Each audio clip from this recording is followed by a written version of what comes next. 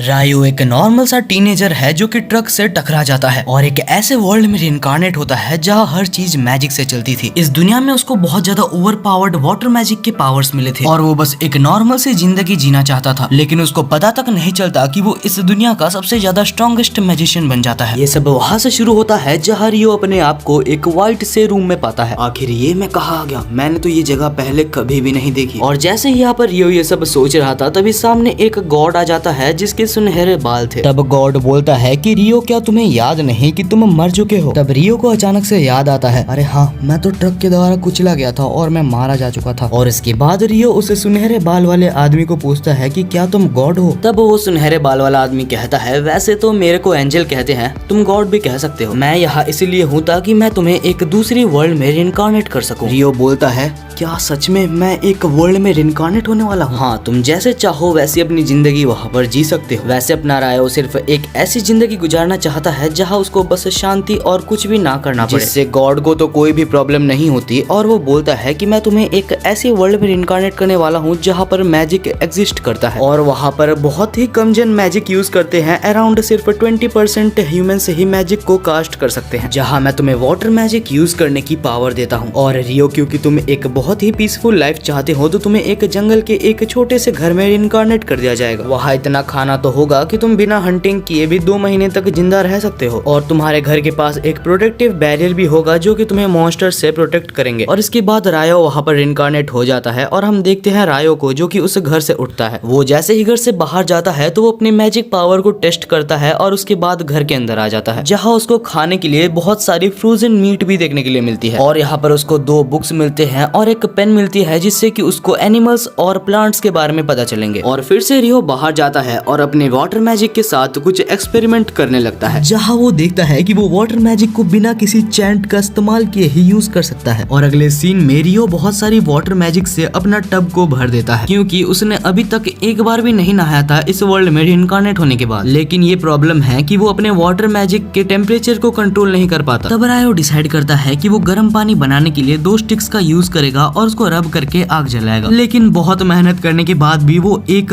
आग की चिंगारी भी नहीं जला पाता, क्योंकि आखिर उसके पास वो स्किल ही नहीं है। और उसके बाद वो हार मान जाता है। लेकिन उसके बाद वो सोचता है कि अगर उसके पास वाटर मैजिक ही है तो वो कुछ और भी ट्राई कर सकता है। और तब रायो सन की तरफ देखता है और खुश हो जाता है, क्योंकि रायो को एक आइडिया आया था जहाँ वो एक बाल्टी में पानी भर लेता है और बहुत ही मुश्किल से वाटर मॉलिक्यूल्स को इकट्ठा करके वो उस पानी को बर्फ में कन्वर्ट कर देता है। और फिर सन रेज को बर्फ की मदद से रिफ्लेक्ट करके वो पानी को गर्म कर लेता है। और इसी जीनियस आइडिया के वजह से वो यहाँ पर एक बहुत ही अच्छा बात ले सकता है। और फिर वो नहाते नहाते सोचता है कि मैं मॉडर्न साइंस की हेल्प से गर्म या ठंडा पानी को क्रिएट कर सकता हूँ। अगली सुबह यहाँ पर रियो को बहुत ज्यादा भूख लगी थी, जिस वजह से वो उसी कच्ची मीट को खाता है और सोचता है कि मुझे अपनी ऑफेंसिव पावर को बढ़ानी होगी, क्योंकि मैं इस फ्रोजन फ्रूट पे ज्यादा दिन तक डिपेंड नहीं रह सकता। तब रायो प्रैक्टिस करना चालू करता है, जहाँ वो अपने वाटर बॉल को एक ट्री में शूट करता है। हालांकि उसका एम बिल्कुल परफेक्ट ट्री में जाता है, लेकिन वो उसको बिल्कुल भी डैमेज नहीं करता। कोई बात नहीं, इस बार मैं अपने वाटर मैजिक को बिल्कुल प्रेशर में शूट करूंगा, इससे तो पेड़ को डैमेज लगना ही चाहिए। जहाँ रियो इस बार अपने वाटर मैजिक को प्रेशर में शूट करता है, लेकिन वो बहुत ही ज्यादा कम प्रेशर था, जिस वजह से उसका अटैक पेड़ तक पहुंच ही नहीं पाता। और अभी उसको लग रहा था कि उससे कुछ भी नहीं होने वाला, लेकिन तब वो याद करता है कि एंजल ने उससे क्या कहा था। रियो, मेरी बात को ध्यान से सुनो, तुम कोई भी वाटर मैजिक को बहुत जल्दी यूज नहीं कर पाओगे। हमेशा याद रखना कि मैजिक को यूज करने का सबसे बड़ा तरीका है कि तुम उसको इमेजिन करो। और हाँ, कंसिस्टेंटली प्रैक्टिस करने से ही तुम अपने मैजिक में बेहतर हो सकते हो। और इसके बाद रियो हर दिन प्रैक्टिस करता है जब तक वो उस पेड़ को अच्छे से टच नहीं कर पाता। और अब रियो पहले से इस मैजिक में थोड़ा सा बेहतर बन चुका है, जहाँ पर वो इस बार डायरेक्टली गर्म पानी भी जनरेट कर सकता है। अब रियो पानी को छोड़ के पानी को वाटर क्रिस्टल्स में बदल के उसको शूट करने की कोशिश करता है, लेकिन वो वाटर से भी ज्यादा हार्ड था। लेकिन रियो इस चीज की भी प्रैक्टिस किए जा रहा था और दिन ब दिन बीते जा रहे थे, जहाँ रियो अपने आप को अलग अलग वाटर वेरिएशंस के साथ भी ट्रेन करता है। और अब पहले वाले रियो से वो करीबन 20 गुना ज्यादा ताकतवर बन चुका था, जिस वजह से रियो डिसाइड करता है कि वो फॉरेस्ट के अंदर जाएगा। फॉरेस्ट के अंदर बहुत सारे अच्छे अच्छे नजारे थे, जहाँ रियो बोलता है कि आज मैं कुछ हर्ब्स कलेक्ट कर लेता हूँ और कल से मैं हंटिंग करूंगा। एक सेकंड, ये मेरे पीछे क्या था? और जैसे ही रियो पीछे देखता है तो उसके सामने एक बहुत ही बड़ा वाइल्ड बोर आ चुका था। आखिर अब मैं क्या करूँ? मेरे को तो बिल्कुल भी फाइटिंग एक्सपीरियंस ही नहीं है, क्या मैं फिर से मरने वाला हूँ? और तब वो वाइल्ड बोर रायो को अटैक करने के लिए उसके तरफ बढ़ने लगता है, जहाँ फाइनली रायो थोड़ा सा करेज इकट्ठा करता है और उसके साथ लड़ने के लिए तैयार हो जाता है।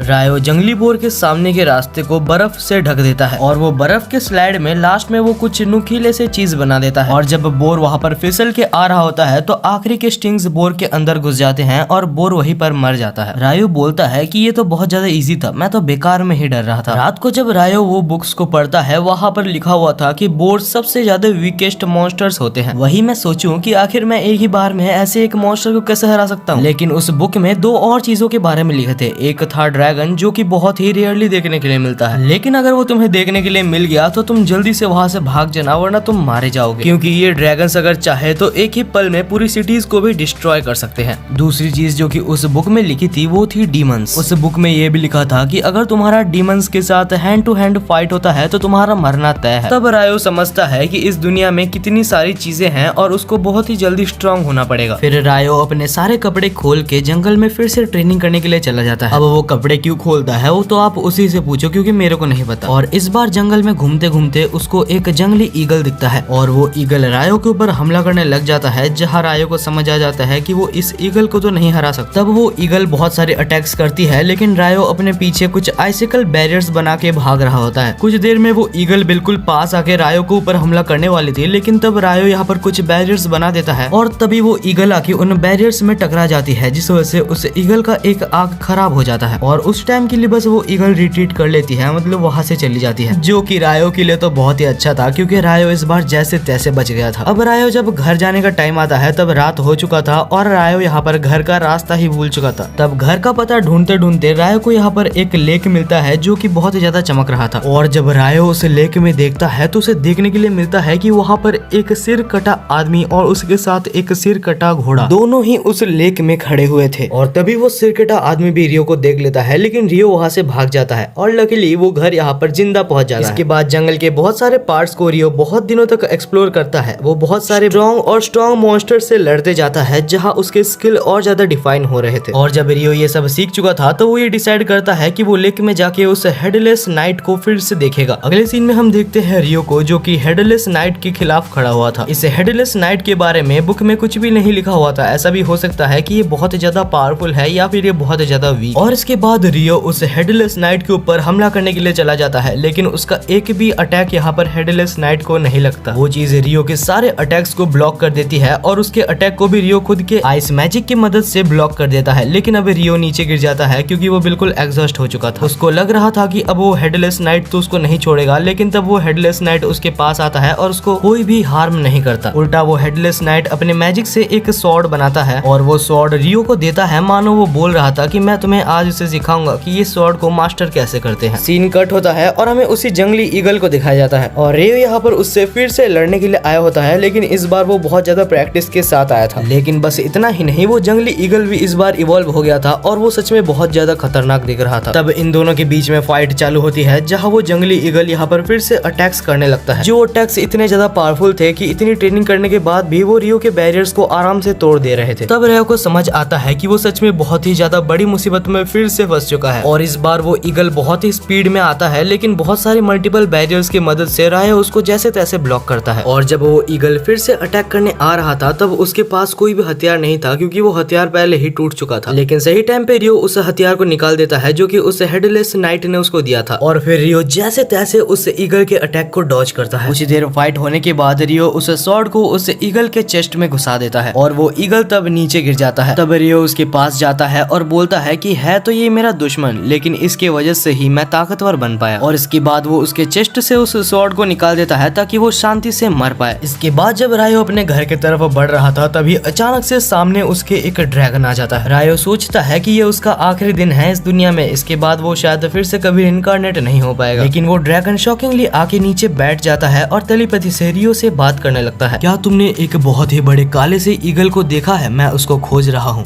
रायो को लगता है कि आज तो वो गया, शायद उसने ड्रैगन के किसी मिनियन को मार दिया है।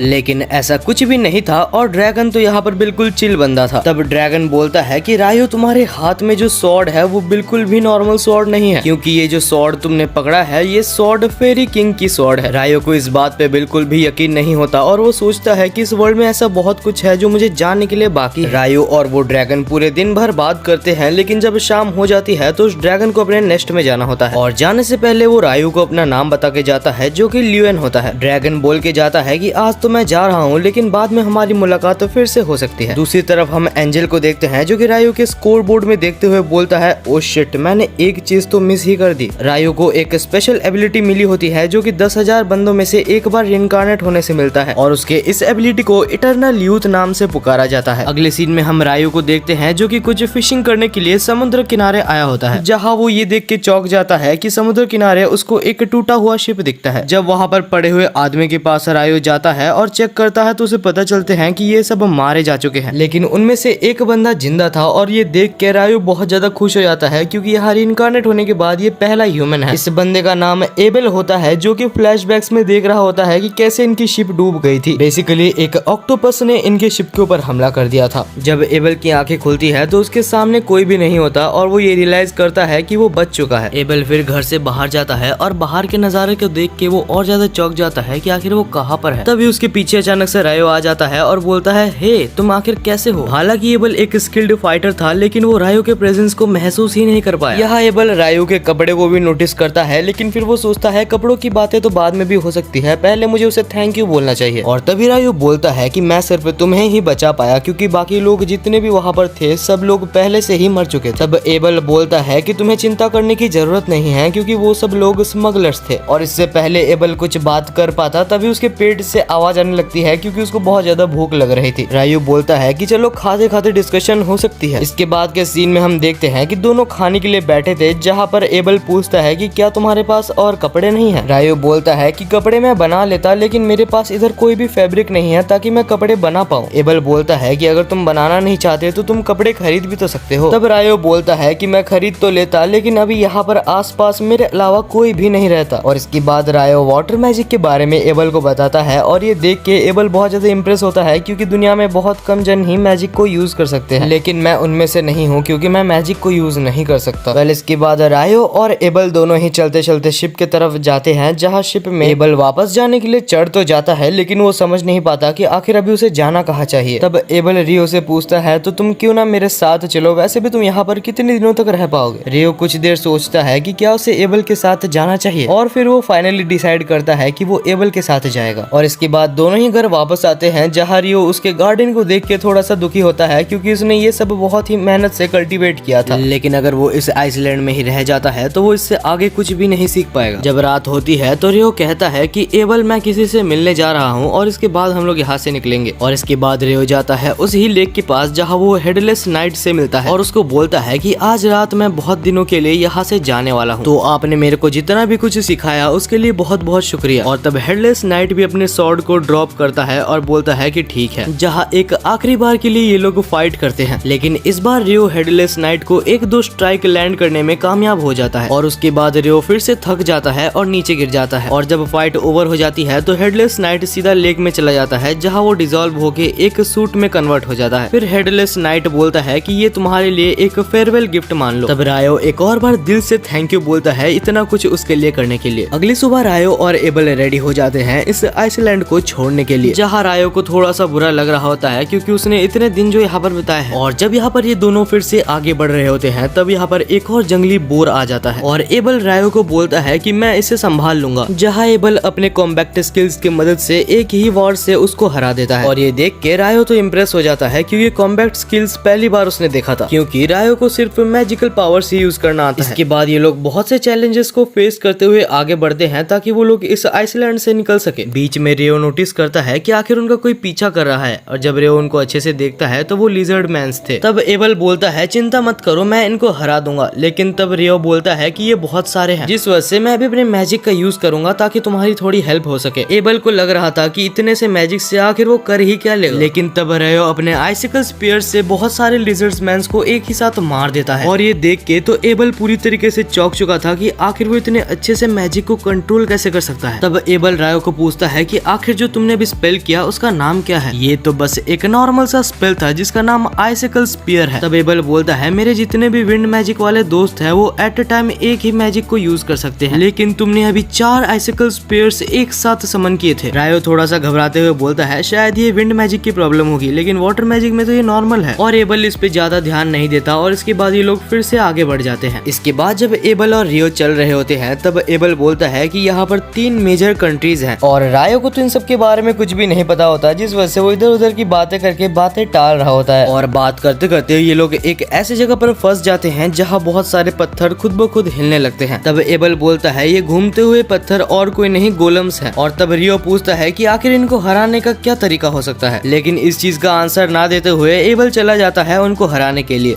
जहाँ एबल हमला तो करता है लेकिन गोलेम उसको बहुत ही जल्दी रिकवर कर लेता है, जिसको देख के एबल वापस आ जाता है और रियो को बोलता है कि ये लोग तो सच में बहुत ज्यादा स्ट्रांग है, शायद उनको हराने का कोई और तरीका ढूंढना होगा। जहाँ रियो बोलता है मेरे पास शायद से एक तरीका है और वो बहुत बड़े बड़े आइस क्यूब्स को समन कर लेता है और वो उन बड़े बड़े आइस क्यूब्स को एक साथ गोलेम के ऊपर फेंक देता है, जिस वजह से सारे गोलम डब के मर जाते हैं। और रियो की ये स्पेल देख के एबल फिर से चौंक जाता है और बोलता है कि आखिर तुम क्या क्या कर सकते हो। तब वहाँ पर गोलम का बॉस उनके सामने गिरता है और वहाँ पर एक बहुत ही बड़ा मैजिकल क्रिस्टल भी लगा होता है। एबल बोलता है कि ये मैजिकल क्रिस्टल हम निकाल के बेच सकते हैं, इनके हमें बहुत अच्छे पैसे मिलेंगे। रायो बोलता है कि मैं सारे मैजिकल क्रिस्टल्स तुम्हें दे देता, लेकिन अब मैजिकल क्रिस्टल्स निकालने के लिए मुझे इन सारे बड़े बड़े आइस क्यूब्स को मेल्ट करना पड़ेगा और फिलहाल मैं इतना ज्यादा लेजी हूँ कि मेरे को ये करने का मन तो बिल्कुल भी नहीं कर रहा। कुछ देर ट्रैवल करते साथ इनको एक बहुत ही बड़ा सा क्रोकोडाइल टाइप का चीज दिखता है। एबल बोलता है कि ये एक हाइब्रिड बीहीमोथ है जो कि बहुत ही ज्यादा स्ट्रॉन्ग होते हैं। रियो बोलता है तो क्या हमें इसे पकड़ना चाहिए, लेकिन तब एबल बोलता है कि अगर ये पॉसिबल होता तो हम कर लेते, लेकिन ये बहुत ही ज्यादा स्ट्रॉन्ग है। और तभी वो बेहेमोथ के ऊपर बहुत सारे वाइब्रेंस हमला करने के लिए आते हैं। रियो बहुत ही ज्यादा खुश हो जाता है क्योंकि उसको 2 मॉन्स्टर्स के बीच में लड़ाई देखने के लिए मिलेगी। तब वहाँ पर बहुत सारे वाइब्रेंस आते हैं और बेहेमोथ के ऊपर बहुत सारे पत्थर से हमला करने लगते हैं, जहाँ बेहेमोथ को कुछ भी फर्क नहीं पड़ रहा होता, लेकिन उसे डिस्टर्ब हो रहा होता है। यही वजह है कि वो उठता है और मैजिक कैंसिलेशन स्पेल का यूज करता है, जिससे कि सारे अटैक्स के साथ साथ सारे वाइब्रेंस भी नीचे गिर जाते हैं। अगले सीन में रात हो रही होती है जहाँ पर दोनों बैठ के डिनर कर रहे थे, जहाँ रायो एबल को मैजिक कैंसिलेशन स्पेल के बारे में थोड़ा और बताने के लिए बोलता है, जहाँ एबल बोलता है कि ये सब स्पेल ज्यादातर डंजन्स में यूज होते हैं। रायो तभी चौंक जाता है और बोलता है क्या यहाँ पर डंजन्स भी है, और उसके बाद वो एबल पे गुस्सा हो रहा होता है क्योंकि डंजन्स के बारे में उसने उसको इतना ज्यादा लेट बताया। और इसके बाद एबल रियो को एल्व्स के बारे में और सारे ह्यूमन काइंड्स के बारे में भी बताता है। अगले सीन में हम दोनों को देखते हैं जो कि दोनों ही यहाँ पर पहाड़ चढ़ के अपनी डेस्टिनेशन की तरफ बढ़ रहे थे। और तब रायो बोलता है जब हम इन जगह को पार कर लेंगे इसके बाद शायद से यहाँ पर ह्यूमंस देखने के लिए मिल सकते हैं। तब एबल पूछता है लेकिन आखिर तुम्हें ये सब कैसे पता। तब एबल को याद आता है कि ये सब इन्फॉर्मेशन उसको ड्रैगन ने ही दी थी। और इसके बाद रियो सोचता है तो क्या मैं एबल को मेरे ड्रैगन दोस्त के बारे में बता दूं? नहीं छोड़ो, वैसे भी वो उसको सुन के डर ही जाएगा। और उसके बाद वो कुछ बहाना मार देता है और वहाँ से निकल जाते हैं। कुछ देर आगे चलने पर उनको कोई मॉन्स्टर की आवाज आने लगती है, जहाँ दोनों ही उससे लड़ने के लिए तैयार हो जाते हैं। और जब वो मॉन्स्टर उनके पास आता है तो उसे देख के दोनों की ही धज्जियां उड़ जाती है, क्योंकि वो मॉन्स्टर एक ग्रिफिन था। टाइम वेस्ट ना करते साथ रियो अपने बैग में से 2 मीट के टुकड़े निकाल के ग्रिफिन की तरफ फेंक देता है और ग्रिफिन दोनों ही मीट के पीसेस को पकड़ के वहाँ से चला जाता है, जहाँ दोनों ही राहत की सांस लेते हैं। और एबल बोलता है अच्छा हुआ तुमने इस सिचुएशन को संभाल लिया, वरना अगर हम इतने स्ट्रॉन्ग ओपोनेंट के साथ फेस टू फेस फाइट करते तो हम मर ही जाते। फिर आगे बढ़ते बढ़ते एबल बोलता है कि पिछले 100 सालों में किसी ने भी एक बहीमौत और एक ग्रिफिन को नहीं मारा। शायद ये बड़े बड़े पहाड़ ही है जो कि इन दोनों प्रजाति को ह्यूमन सोसाइटी में जाने से रोक रहे हैं। कुछ देर और आगे जाने पर रियो को सामने वाइब्रेंस की प्रेजेंस महसूस होती है और रियो एबल को बोलता है कि क्यों ना हम इनके साथ फाइट ले। एबल बोलता है कि एक वाइब्रेंस को हराने के लिए भी हमें बहुत सारी एक्सपीरियंस की जरूरत होगी, लेकिन तब रियो बोलता है कि अगर हम किसी से फाइट ही ना ले तो हमें एक्सपीरियंस कैसे होगा। और तभी अचानक से रियो बाहर निकल जाता है, जहाँ वाइब्रेंस रियो को देख लेते हैं, लेकिन तब रियो अपने वाटर मैजिक के हेल्प से वाइब्रेंस के पंखों को नीचे गाड़ देता है। और तब एबल जाता है और क्लोज कॉम्बैट स्किल की मदद से वो वाइब्रेंस को मार गिराता है। और ये सुन के और 2 वाइब्रेंस यहाँ पर आ जाते हैं और तब रायो बिना मैजिक स्पेल को चैंट किए ही उन दोनों को भी नीचे गिरा देता है। और एबल ने भी ये चीज देख ली थी, जिस वजह से एबल को यहाँ पर रियो के ऊपर थोड़ा थोड़ा शक होने लग गया था। और इसके बाद ये लोग मैजिक स्टोन कलेक्ट करते हैं और अपने रास्ते में आगे बढ़ जाते हैं। और यहीं पर इनका ये एपिसोड भी खत्म हो जाता है। इसका नेक्स्ट एपिसोड अभी नेक्स्ट सैटरडे को आएगा। और हाँ, इसका नेक्स्ट एपिसोड देखने के लिए आप यहाँ पर 150 कमेंट्स का टारगेट जरूर से पूरा कर देना। और यार भाइयों को लाइक करने के लिए बोलना भी नहीं पड़ता। तो चलो यार, अगर आपको ये वीडियो पसंद आई तो एक लाइक जरूर से कर देना। तब तक के लिए मिलते हैं हम इसके नेक्स्ट एपिसोड में।